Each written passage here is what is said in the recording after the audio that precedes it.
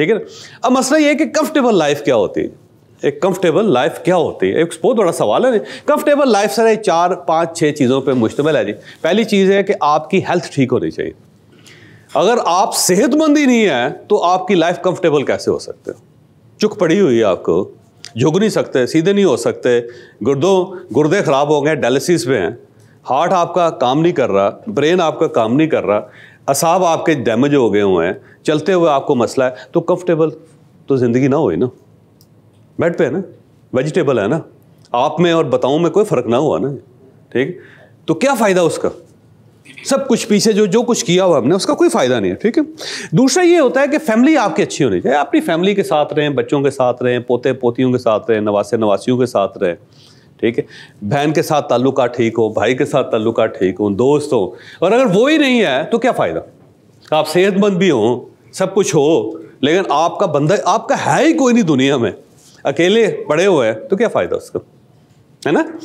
तो आपने क्या करना है, सब कुछ करने के बाद कंफर्टेबल लाइफ के अंदर आपने हेल्दी होना इंपॉर्टेंट है, और हेल्थ के साथ फिर फैमिली, वो स्ट्रक्चर आपका होना चाहिए। कोई तो हो ना जिसके साथ आप मिल के बैठ के गप लगा के रो पीट लिया करें।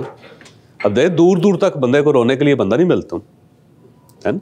बहुत बड़ी ट्रेजेडी होती है, आपको अंदाजा नहीं है, बंदा रोना चाहता है, बंदा नहीं मिल रहा उसको, है ना।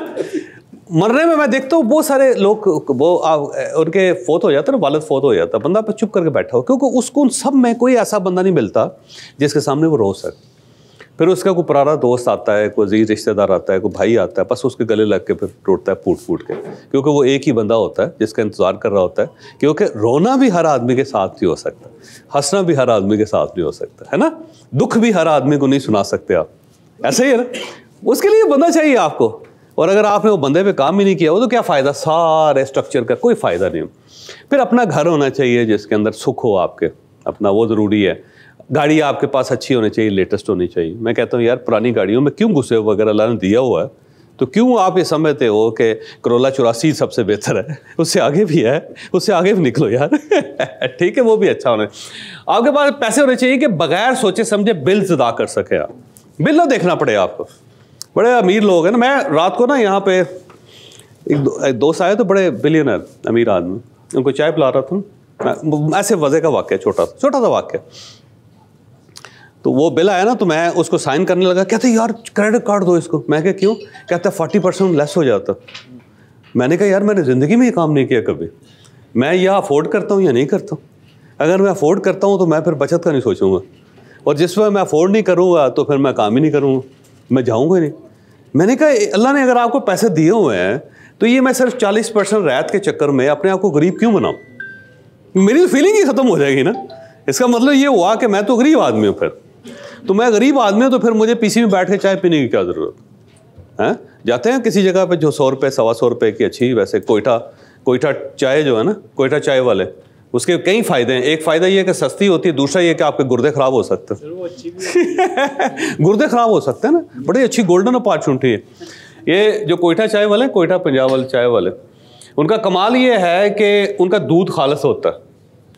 वो इसलिए खालस होता है कि खुद बनाते हैं, भैंस को तकलीफ नहीं देते वो कहते हैं ऐसे जानवर है उसको तकलीफ आए, खुद ही बना लेते हैं और उसका फायदा ये होता है गुर्दे फेल हो जाते हैं। आप 2 महीने चाय पिए आप तो फिर सब कुछ करने की क्या जरूरत है? अगर आपने बिल चेक करने हैं जी, हैं बिल देखने हैं, तो फिर अमीर होने का क्या फायदा हुआ आपको? फिर लाने भेजे सार। तो कम से कम इतने होना चाहिए आपके पैसे पीछे कि बिल चेक ना करने पड़े, कि देख के बंदा मुआयना करी जा रहा है यार, क्या फायदा हुआ आपके अमीर होने? मैं सही कह रहा हूँ? सही सब है। कम से कम आप जाएं, उसे लें अपनी मर्जी की चीज़ और दें पैसे, और अल्लाह बेली हो जाए। उसका जो खुशी होगी ना, जो मज़ा आएगा ना आपको, वो आपको कोई और चीज़ मज़ा दे ही नहीं सकती। जब आप बिल चेक करते रहते हैं, जोड़ते रहते हैं, वो खुशी वो पीछे रह जाती है। जो केक आपने खा लिया, जो चाय आपने पी ली, जो काफ़ी, वो पीछे रहेगी सारी। अब बिल आपके सामने रहेगी और उसने आपकी ज़िंदगी को अजाब कर देना, फिर वो जायका ख़त्म हो जाए। तो आपके पास इतने पैसे होने चाहिए कि आप बिल्स अदा कर सकें, और उसके साथ साथ सारी ख्वाहिशें अपनी जो जायज़ हैं वो पूरी कर सकें। और अगर आपकी डिज़ायर्स ही नहीं है तो फ़ायदा, कोई फ़ायदा नहीं है। फिर एक घन चक्कर है जिसमें फंस गए होंगे आप। एक बंदे ने इस तरह किया कि एक बोतल खोली, उसमें से जिन निकल आया। तो जिन्होंने कहा कि बोल मेरे आका मैं क्या खिदमत कर सकता हूँ। उसने कहा कि एक ना तू मुझे 10 कनाल का कोई पैलेस बना दे। ठीक, तो जिन ने पैलेस बना दिया। उसने कहा ले, तो पैलेस देख के ना अब कहने लगा एक और मेहरबानी करो। उसने कहा हाँ। कहने लगा जो इसका मालिक है ना उसे कहे कि मुझे चौकीदार रख ले इसका क्योंकि सोच चौकीदारों वाली थी ना। तो उसने एक बहुत बड़ा पैलेस इसलिए बनवाया कि उसकी चौकीदारी कर सकूं। लेकिन ये सिर्फ फर्जी कहानी नहीं है, ये आपकी और मेरी कहानी है। हम सब इसलिए पैलेस बना रहे हैं कि हम उसकी चौकीदारी कर सकें उससे आगे नहीं जा रहे। आप अपना जो बिजनेस आपने चलाया हुआ है ना, आप उसकी चौकीदारी कर रहे हो, उससे आगे नहीं जा रहे आप। उसकी बुनियादी वजह यह है कि आपके हाथ में एक जिन्न आ गया रगड़ के, आपने उससे कहा कि उसने कहा एक बड़ा बिजनेस बना जिसमें करोड़ रुपया महीने का, 2 करोड़ रुपए, 10 करोड़ रुपए उसकी सेल होनी चाहिए और मुझे चौकीदार रख दो उसको। जिनने चौकीदार रख दिया आपको, अब आप लगे हैं वो उस पर और आपको समझ नहीं आ रही है, क्योंकि जो चौकीदार है वो भी कह रहा है कि मेरा है, आप भी यही कह रहे हैं कि मेरा। ना चौकीदार का उसका है ना आपका ना वो इंजॉय कर रहे हैं ना आप इंजॉय कर रहे हैं।